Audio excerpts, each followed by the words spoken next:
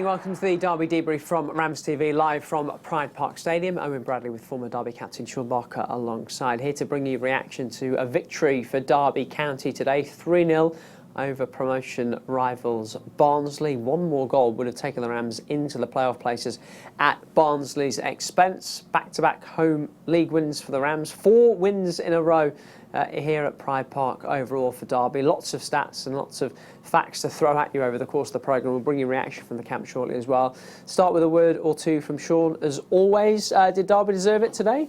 Yeah, it was a superb performance from start to finish. In the first half, it was cagey. There wasn't too much to pick between the two sides. We limited Barnsley to very few chances, only set pieces. They looked a bit of a threat. And we just about edged it with open play. Mendes-Lang looked bright. We looked a little bit more kind of assertive and confident in that final third, but ultimately it was just the penalty that separated the two at half-time. The second half, I thought we dominated. I thought we were on top for the majority. 2 set pieces, which the manager will be delighted about. Those little key moments, the small things can define matches. And when you get that second goal, our confidence grew and ultimately deserved the 3 points and could have and maybe should have taken more from the game as well. We should be in the top 6 with the amount of chances we created. We can and we will talk about the goals, but what about the defensive effort today? I've asked both Paul Warne and Craig Forsyth about this as well.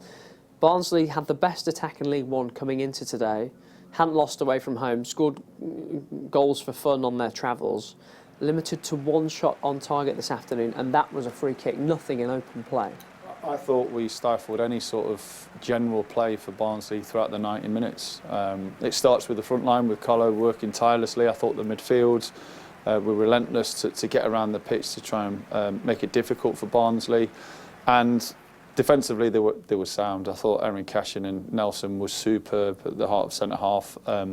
Nyambe was his normal self, where he doesn't really give the wide players too much, and I thought Forsyth was excellent as well. So I mentioned it a few months back. If you're looking at 6 or 7 outstanding performances, you'll win games of football. And early in the season, you could pick maybe 1 or 2, and it was too inconsistent individually, which then, of course, affects the team as a whole. But the last few home games, we've been dominant. We've had so many good performances. We picked Colo as player of the match because he led the line so well, but I thought Cash and Nels were and Forsyth were outstanding at the back as well. So individually, collectively, it was professional. There was aggression. The set pieces got us over the line, and we created so many chances that we made a very good team coming into this game with some real threatening players. Looked very, very average. Well, Derby run out 3-0 winners. Craig Forsyth's second goal of the season, sandwiched by a brace for James Collins, who moves into double figures for the campaign.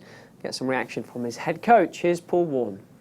Yeah, really pleased. I think it was one of them games which we've said loads of times can go one way or the other. So at half-time we were 1-0 up. We could have been 1 or 2 down, or we could have been 2 or 3 up. It just felt like it was a tight game, and it could have gone either way on the smallest of incidents. And obviously, I'm biased, but I did think it was a penalty. And in fairness to Colo, he'd done his research and he knew where he was going to put it, so I had full confidence it would go in. So that was a good start to the half, and we warned them at half time that obviously they'll come back at us because they've got nothing to lose. They've got to step up, and we had a good start, and then we controlled the second half pretty well. I'd have liked to have scored more goals, but there's some really good performances, and it was the epitome of a League One game. I think there was parts of really good play. There was some roll your sleeves up and get your heads and your tackles in, and if there's an opportunity to spin a team, if they play a high line and we have pace up top, you have to do that. So most of what has been coached this week, the lads took on, which is good, and the praise goes to the lads. The lads have been brilliant. They've been really good at home over recent weeks, and the last 2 games we've scored 7, conceded none, so everyone feels good about themselves, and it's nice to leave the stadium where everyone looks happy. 5 goals in 4 days for James Collins. That's not a bad week for any striker. No, good. In fairness, I can joke about it now, but the chest one, what went in, I thought it was going to, it looked like at one stage it was going to miss everything and bounce and then come back, hit him on the chin and go in, but it wouldn't matter. But as a striker, you think, oh my God, get down, quick.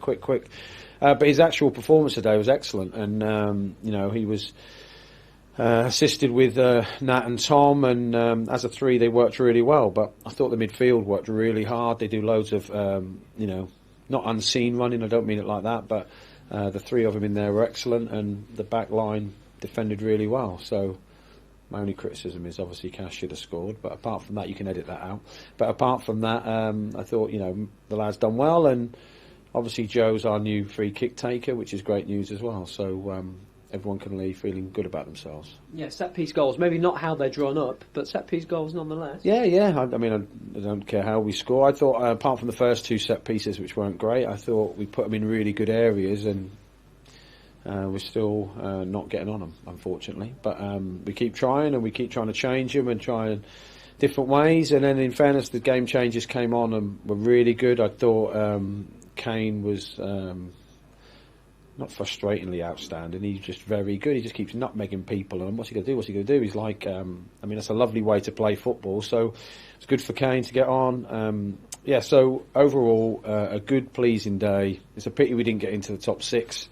I think we're probably a goal or two shy of that. But there's good, you know, there's good feelings. There's good feelings in the dressing room. I felt confident all week that we'd be able to win this game. So and the lads have trained at a level where we thought that this sort of performance was coming. So, yeah, really pleased for everyone. Barnsley were the top scorers in League One coming into today. I think you restricted them to just a single shot on target, and that was from a free kick. How pleased were you with the defensive efforts? Yeah, good. And you've got to be competitive. I mean, in fairness, we had a few walking wounded by the end. I know Foz got a booking, and Foz was hanging a little bit. I know Nels was... I mean, Nels doesn't normally feel pain, so he must be very sore. I mean, I thought he was knocked out at one stage, so... But all four done really well. Obviously, Ryan took an injury early on. I don't know if anyone noticed it, but the ball got he sort of stretched. I thought, he's in trouble. So we had to make changes. Nat done his knee first half as well from a challenge from a corner. So we're sort of walking wounded, which is a bit of our story at the moment. But I'm not moaning about it. We, the lads who go out on the pitch give everything for this great football club. And, you know, I'd really appreciate all the fans who sang at times today. It felt a little bit more like it. I don't know if I'm allowed to say that, and I'll get, but I thought it felt a lot more like a proper football stadium. The place was bouncing. I know at 3-0 it's easy to, but it wasn't from the start, and I always like the Armistice day games. I always feel like I loved it as a player, and I said to the lads before the game, people gave their lives, so to win a header and to run around and give everything isn't much to ask. So I just felt the whole day, from the minute silence through to the performance, was befitting a Derby team, so I'm really proud. Yeah, very good day for Derby and for Paul Warne and for James Collins. 5 goals in a week for him. May not have started today if Conor Washington had been fit, because Washington had impressed in the last couple of league games, but scores in the week, scores again today. It's what you want your centre forward to do. Yeah, and it wasn't just his goals. Over the last couple of games, he's got 2 player of the matches, obviously picked up 5 goals. It's how he leads the line, how he uses his know-how, which is how he got his first goal and the penalty. Just that recognising moments in games where he might get something, he might convince the ref that there's a free kick to give, and he did it so well this afternoon. He deserves his 2 goals. And as a defender, do you say, if you put your hands up, if you make contact with someone in the box like that, you are giving the referee a chance to make a decision? Yeah, I know it's soft. I appreciate that, and maybe outside of the box, it's not given. But the second, as a defender, you put your arm up, the referee's looking for that contact. Now, it's minimal. I appreciate that. It is minimal. There's not a huge push. But the second Colo gets his head up, I think it's going over the top of him. He recognises that. He feels the tiniest of shove in the back, and he goes down. At that point, the referee's got a decision to make. Colo's put the referee in that position, and the defender who puts his arm on the back of Colo puts the referee in that position. So it's then down to one man and his decision. And he gave it to Derby, and there was no complaints from me. I'm pleased that Colo went down. There was enough of a shove for the referee to deem it a penalty, and that's what set the ball rolling. And then the second half, Colo just led it so well. And we talked about the importance of those games, how important those games are against the Wolves 21s. Well, Colo played. He got his hat-trick. He got player of the match. And that natural kind of belief and confidence coming to the next game, which clearly affected him and gave him the 2 goals and another player of the match. And what I loved about his second goal was that he stayed alive to the ball in the air. There's a couple of Barnsley players who clearly think the ball's going out of play, or certainly not going near the goal. They've almost switched off. but the centre forward is the one who's alive to where the flight of the ball is, and he's there, and it's an interesting finish off his chest. Probably hasn't scored many like that, but he's in the right place. It doesn't matter how it goes in, it doesn't matter. And we saw three very different goals midweek. Obviously, he got his penalty, which he got himself, and chested one over the line from a yard out. There's an art to scoring goals, and if you look at Colo, he's not maybe the most athletic. At times, isn't necessarily the most pretty on the eye, but he's had a career of scoring goals consistently over the course of a season. He's already hit double figures. He's not been in the team week in, week out. He's had to be patient. I love the fact that he can be aggressive. He can instantly get onto a teammate because the pass isn't right. You saw it with Barkhuizen in that first half, because it wasn't perfect on a plate for him. He has a little pop, and you have to have players in the squad, in the team, that affect the team like that always demanding more, and that is a big part of him. And his history of scoring goals tells you that if at any stage you're struggling or need someone to put it in the back of the net, however it may come, he's your man. We expect to see James Collins scoring goals, maybe not so much Craig Forsyth, who got Derby second, and it proved to be very important, especially the timing of it, just a couple of minutes after half-time, but striker's instincts in the box from him.